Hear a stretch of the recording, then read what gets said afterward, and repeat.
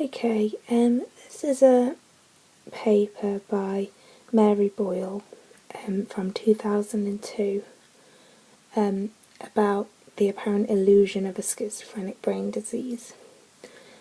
It posits that there's a discrepancy between the strength of the belief that schizophrenia is a brain disease and the availability of direct supporting evidence.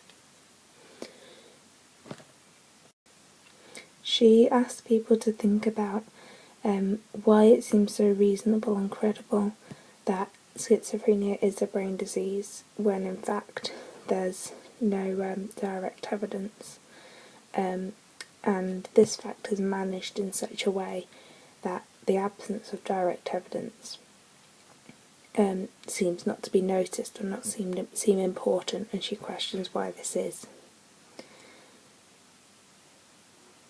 She starts to discuss the main ways that the credibility and reasonableness of the belief in schizophrenia as a brain disease is created and maintained. But then she also talks about how even the discussion of this, the belief implies a prior belief in schizophrenia as a diagnosable illness, which is questionable in itself, as she says. So, this paper, which as I said was Mary Boyle 2002, it says that there's 4 ways by which people create the illusion of a schizophrenic brain disease. The first one, she says, is creating the impression of a brain disorder by assertion. One of the most popular ways of making schizophrenia like a brain disease, she says, is just to assert it and kind of not question it. So she says they can be made in passing, like with a brain disease like schizophrenia, or more directly, like the recognition that schizophrenia is an organic brain disease. Or people might agree that there's no direct evidence, but with the implication that the evidence is bound to appear at some point. She also says that it's really important that, well, uncritical assertion of schizophrenia as a brain disease is it has a really big effect, because their claims tend to be made in secondary sources, and they create an impression of truth which has never been challenged, when in fact it has been. It is challengeable.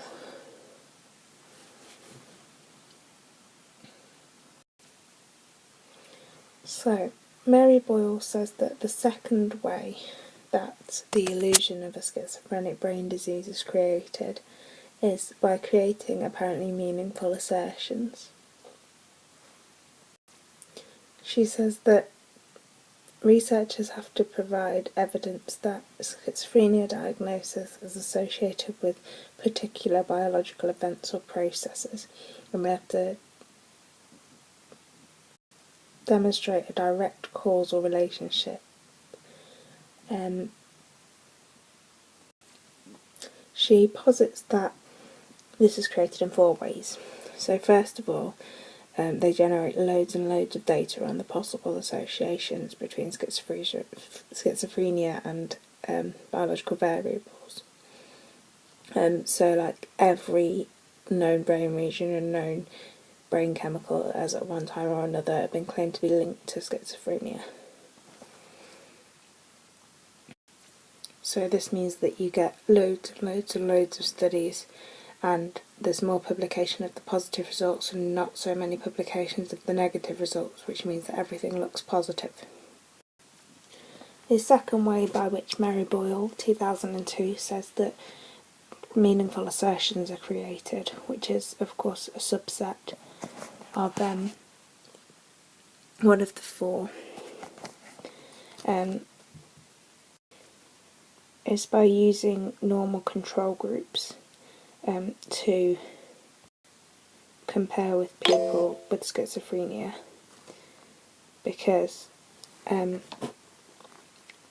a lot of schizophrenic people are deviant in other ways apart from their schizophrenic behaviour, so that means that comparing them with people who are quote-unquote normal isn't really a good direct comparison.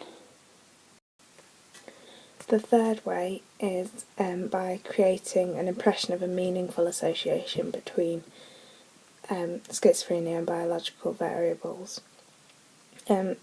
by not specifying the degree of overlap between the comparison groups. And the fourth way is to demonstrate that there's not just a reliable association, but that the factors are a direct causal antecedents. That means that we've got no reason to believe that there's a third variable, when actually a lot of the time it seems that there could very well be a third variable and it may not be a direct causal antecedent.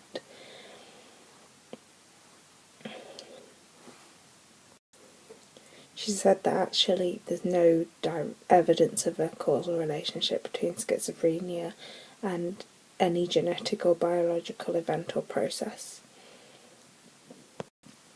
And she said that with these four things taken together, it starts to create the misleading impression of an evidence base, which is constantly being built up, and there's new research that's a lot stronger than it actually is.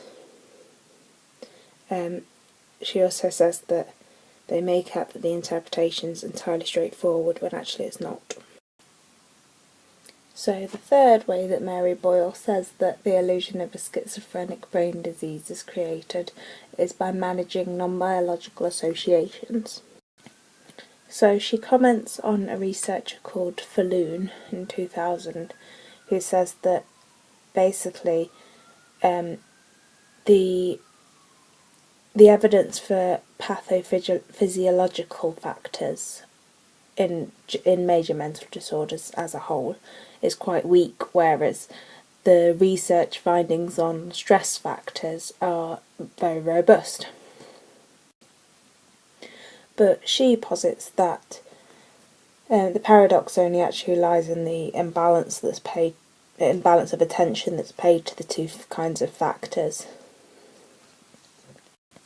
So she comments on 4 ways that the primacy of biology is achieved, whilst there's this imbalance in the strength of the evidence bases. So firstly, she says that presenting the association between schizophrenia diagnoses and social factors as consequential rather than antecedent or causal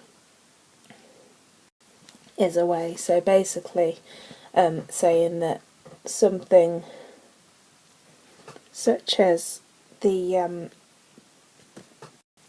fact that people are in disempowered social groups is a result of schizophrenia, as opposed to the idea that maybe being in a disempowered social group might possibly lead to schizophrenia, and not considering it from both directions. The second way, she says, is through the idea of vulnerability and the use of the vulnerability stress model.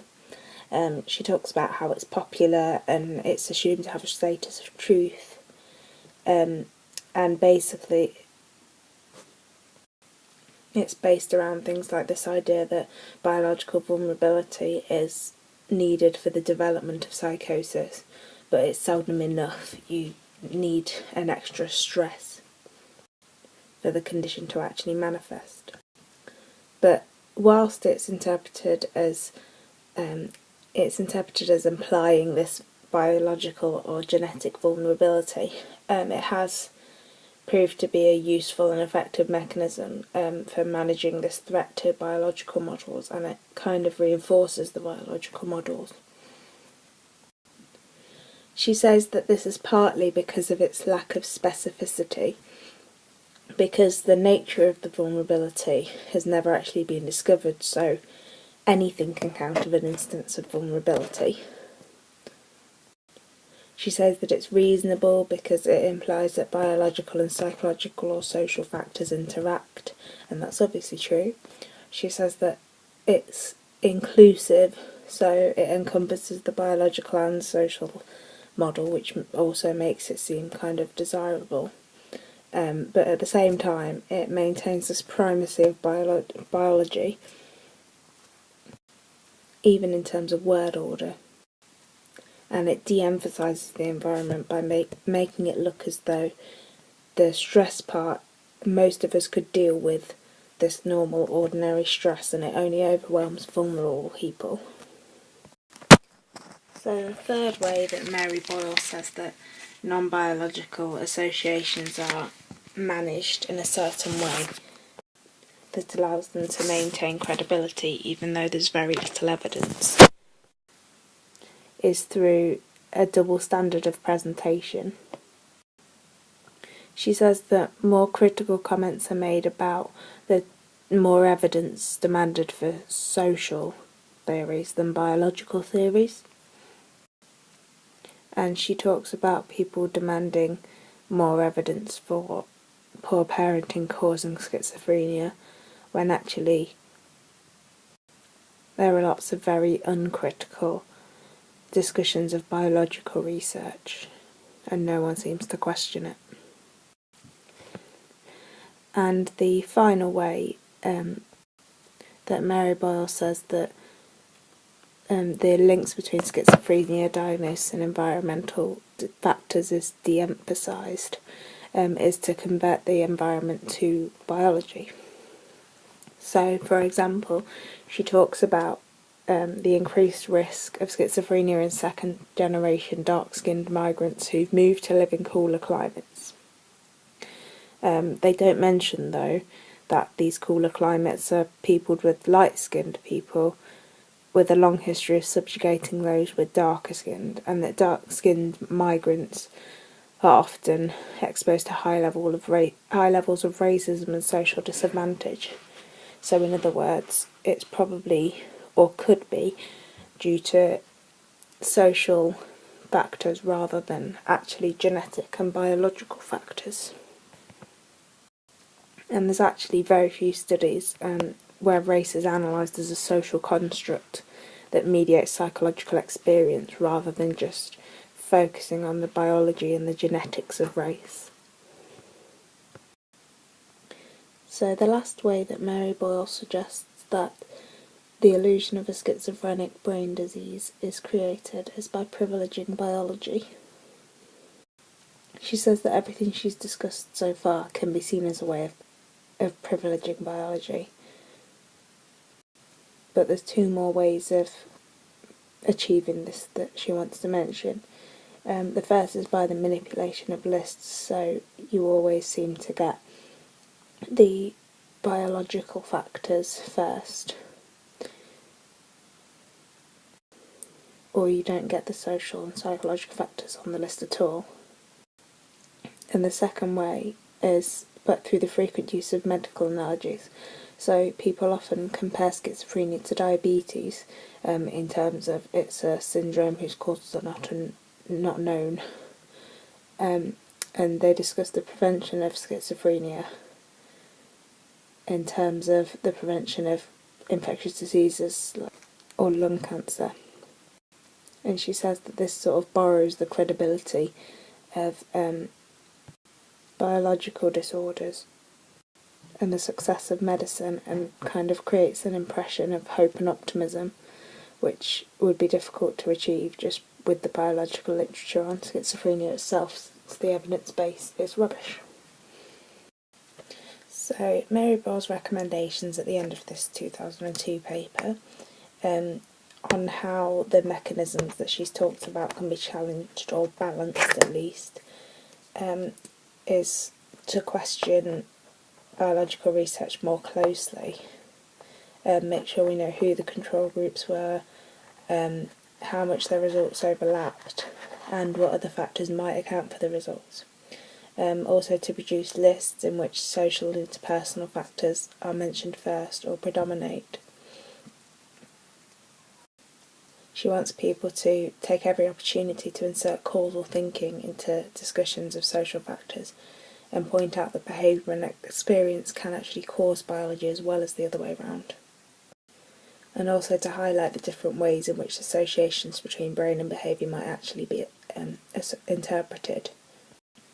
So all in all, she wants us to foster accounts of psychosis which don't privilege biology and do greater justice to the research data and to the reality of people's lives. So to sum up, this is a paper by Mary Boyle, 2002. And she suggests that the illusion of a schizophrenic brain disease is created in 4 ways. Firstly, by assertion. Secondly, by creating apparently meaningful associations, which is done by generating lots of data, by using normal control groups, by not specifying the degree of overlap between schizophrenic and comparison groups, and by implying that there's direct causal antecedents of schizophrenia, rather than it just being a third variable. By managing non-biological associations, like for instance presenting the association between schizophrenia diagnoses and social factors as consequential rather than antecedent or causal, through the use of the vulnerability stress model, through a double standard of presentation where more critical comments are made about and demanded for social rather than biological theories, and by converting the environment to biology. And the last is by privileging biology, so for instance through the frequent use of medical analogies and by the manipulation of lists for biology to predominate. Okay, so this is the Royal College of Psychiatrists information leaflet on schizophrenia. And it's dated 2011. So 2011. There we go.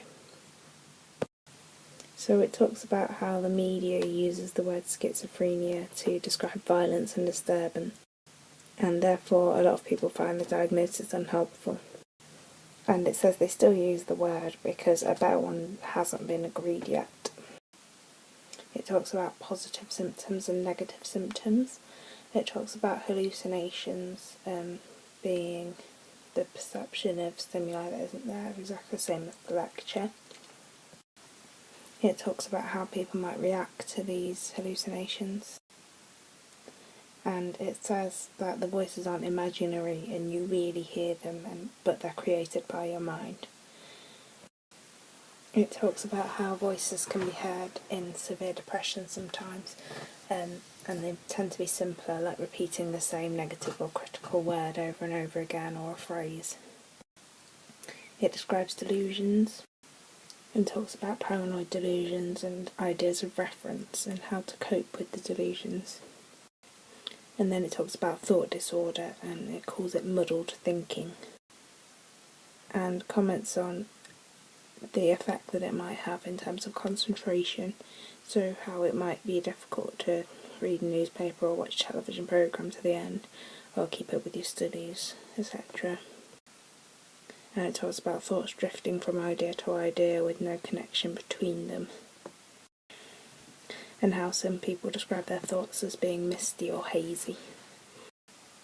It talks about feelings of being controlled as a delusion. Like maybe you feel like people have taken thoughts out of your mind, or people have put thoughts into your mind, or as though your body's being taken over. Then it talks about the negative symptoms, so losing normal thoughts, feelings and motivations, losing interest in life, low energy, your get up and go drains away, it says. You can't concentrate, you don't bother to get up and go out of the house, you stop washing and tidying and keeping your clothes clean, and you feel uncomfortable with people. It comments on the fact that not everybody has all of the symptoms of schizophrenia, and you might just hear voices and have negative symptoms, but not delusional ideas, for example. And it tries to describe loss of insight, but to a schizophrenic person, which I think is very difficult.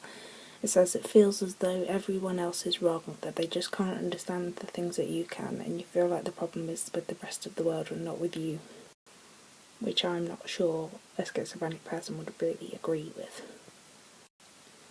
It talks about the 50-50 chance, roughly, that you'll feel depressed if you have schizophrenia, and how sometimes depression can be mistaken for negative symptoms. It says that antipsychotic medication has been blamed for the depression, but research suggests it actually helps with depression and schizophrenia. It says that schizophrenia affects men and women equally and seems to be more common in city areas and some ethnic minority groups. It says it's rare before the age of 15, but it can start any time after this. And onset's usually before the age of 35. There's a short discussion about what causes schizophrenia. It talks about genes. It says that 1 in 10 people with schizophrenia have a parent with the illness. It talks about links in twin studies. If one identical twin has schizophrenia, there's about a 50-50 chance of the other twin having it. And it talks about differences in brain scans of people with schizophrenia, and how it seems like street drugs can bring on schizophrenia. For example, the use of cannabis, which seems to double the risk of developing it. And it says if you suspect it frequently during your teens, the effect's stronger and you're 6 times more likely to develop schizophrenia. It talks about how stress can often trigger it and make symptoms worse, and so can family problems and a difficult childhood. It says a few people can become violent, but they're more likely to hurt themselves than others. It says that out of every 5 people with schizophrenia, 1 will get better within 5 years, 3 will get better but then relapse, and 1 will have troublesome symptoms for a long period of time. It talks about treatment, and how you should start medication as soon as possible, and how the medication can act to weaken delusions and hallucinations gradually over a period of weeks, make your thoughts clearer, increase your motivation and ability to look after yourself. And it says if you stop taking the medication, the symptoms will usually come back gradually. And how you can also use talking treatments such as CBT and counselling and supportive psychology.